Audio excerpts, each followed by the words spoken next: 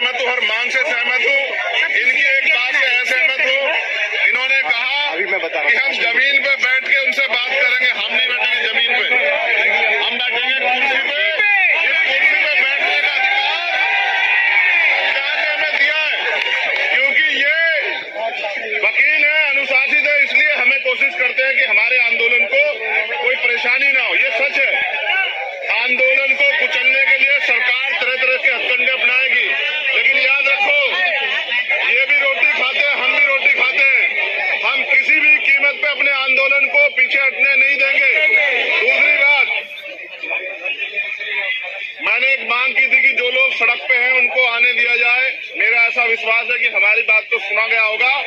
अब हम जो आगे की हमारी तैयारी है, हम लोग उस पर चलेंगे। और फिर आपसे कह रहा हूँ, एक दिन में कोई लड़ाई नहीं जीती जाती, कोई लड़ाई नहीं। अभी तो आप ये चाहते हो कि वो गिरफ्तार हो जाए, अभी तो उनको सजा मिलेगी।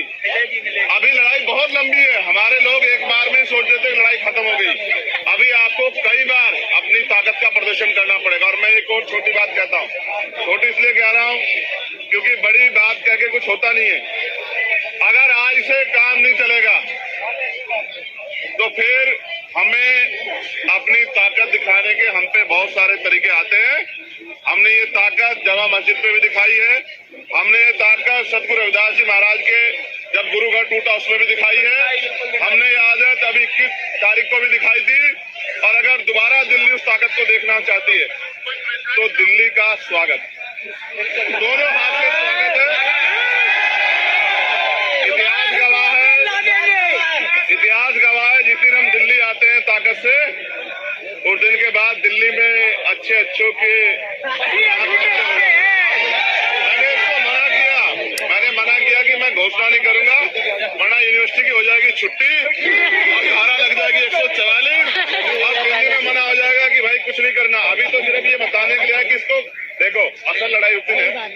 ये तो लड़ी रही है, बोल भी रही है, और भाई सब लोग इसके साथ है, बीमार भी बीएसएफ के लोग भी साथ है, लेकिन इसके आंसू नहीं देख पाया मैं। देखो सच बात ये, बहनों को रोते हुए देखना ये मेरे बस की बात थी। जब ये उस दिन रोई ना तो ऐसा लगा कि क्या कर दें। और हिमांशु जानते हैं इस बात को, मैंने 1 तारीख को कहा था हिमांशु से कि एक दिन का मैं समय निकाल के आता हूँ, लोकसभा से चलेंगे, लेकिन उससे पहले ही सब गड़बड़ हो गया। देखो वो बहुत तेज है, हमारे फोन सुन रहे हैं महमूद भाई, उनको पता लग जाता है कि कब हम क्या करने वाले, इसलिए पहले तैयारी कर लेते हैं। उन्होंने आंदोलन कुचला इसलिए, उसको हटाया इसलिए, चोरी डकैती इसलिए की कि आंदोलन बड़ा बड़ा पत्थर ताकतवर हो जाता है। ये तो जिंदा लोग का आंदोलन है। तो मेरा विश्वास है कि आंदोलन वहीं चलेगा, पूरे जोर शोर से चलेगा और आंदोलन जीतेगा भी, क्योंकि सबसे बड़ी ताकत हमारे पास संविधान है। इस संविधान के जरिए हम उनको सजा भी कराएंगे और जो 25,000 वैकेंसियां बैकलॉग बाकी है उसको पूरा भी कराएंगे।